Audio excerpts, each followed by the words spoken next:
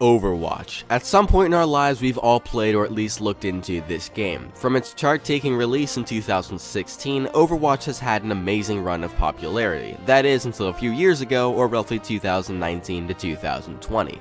Going from millions upon millions of players, a large community, and worldwide attention, to a much smaller player base and being left in the dust and considered by most people a dead game, begs the question.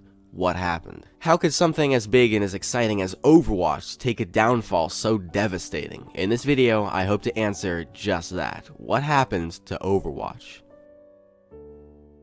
Although Overwatch was one of the more popular hero shooters back in 2016 to 17, it wasn't the first. Team Fortress 2 is a 2007 game that is very similar in ways, and there are many other games in that genre, but TF2 is more toward the top. And though the goofy-looking team-based game was somewhat well known, it wasn't able to achieve what Overwatch did. There are a couple of reasons for this. The guys who made TF2, Valve, wasn't as big as Blizzard, and though they did have Half-Life by then, Blizzard had several games under their belt too. And I believe the biggest reason Overwatch was more popular than TF2 was due to it being more visually appealing. What game would you rather spend your time playing? A game that looks like this or this?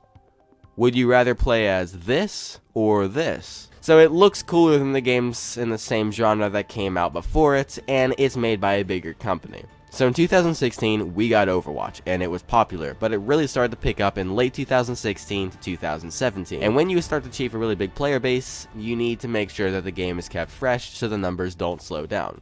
So Blizzard added new characters every half a year or so. New maps, new tweaks, and slight changes to characters' abilities and stats. The Overwatch community was somewhat spoiled, let's face it. Some can argue that the time in between new heroes was a really long wait, and I can see that, but it's Blizzard we're talking about here. The quality was always through the roof. If you play as the new character on a certain map on a certain side of the map with another certain hero on your team, there is a chance that they will start a rare interaction about their past life. That's the level of detail we got, so for me, I was okay with the wait.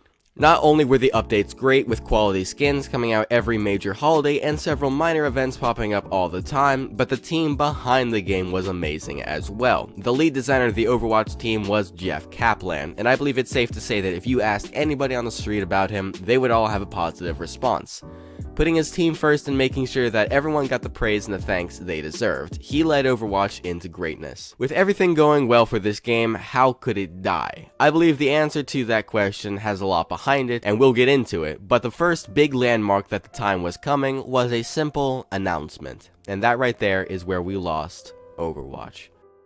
The path of fading off was pretty easily seen at this point. With no more new heroes being added, the game couldn't be kept fresh, new, and exciting in the same way that it could before. So as you can imagine, it started to fade off, but behind the scenes was something bigger. The ultimate choice that Blizzard made that led to the end of new heroes.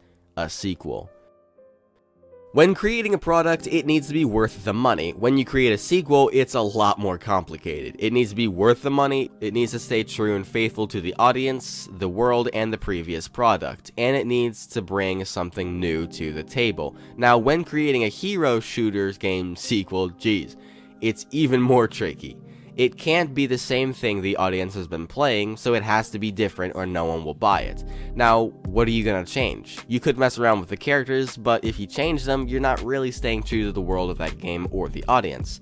If you add a bunch of new maps, then it should be a $1.99 DLC, not a sequel. If you change the whole genre of the game, then you're not really gonna get the same audience. So, as you can see, it's really tricky to get this down, and Blizzard found this especially challenging to tackle.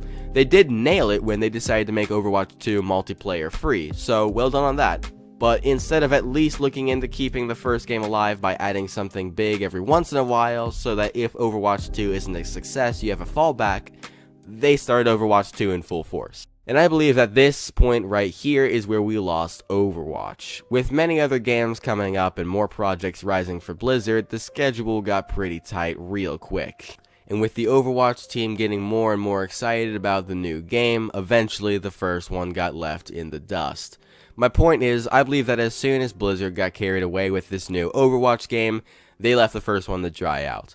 Now, there are a couple more causes that I'll get into in a second, but right now I'll expand on this. As I mentioned earlier, we got amazing updates.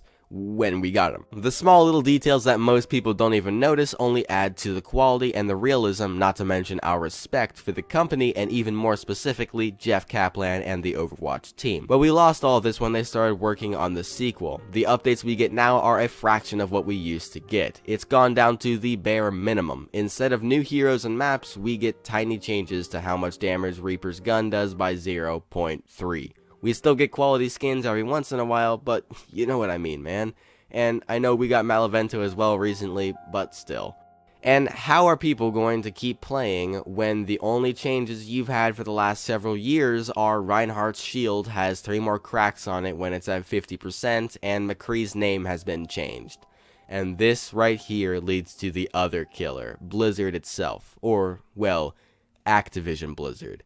We all know that recently a lot of stuff has been popping up on some gross stuff hidden inside Activision Blizzard. A very toxic workplace and even as far as sexual harassment are only a couple of the big problems that both the Overwatch and the Diablo games are now facing. And this has, understandably, taken a big toll on the death of Overwatch. So the reason Overwatch died can mostly be tied to Blizzard taking all their attention to Overwatch 2 and leaving the older game to dry out. The Activision thing is a big part, but most of this didn't even start until Overwatch had been already considered a goner. Jeff Kaplan's leaving Blizzard to avoid the unchangeable problems that were coming up soon was a powerful blow to the game as well, but once again, it was later on in the story. With the Overwatch team being left in the hands of Aaron Keller, can he uphold this burden, and can he take a fading game and company out of the darkness? Only time will tell. So, what do you think? It's sad, really. I remember playing late nights with good guys just hanging out, you know? And that was a time before a lot, but let's just hope that Overwatch 2 can have some of that magic as well. I hope you enjoyed this video. What would you have done to save Overwatch and even Blizzard? I hope you have a great rest of the day, and remember, life is short. Play great games. It has been lacking demand and interest for a bit now, so the question is, how?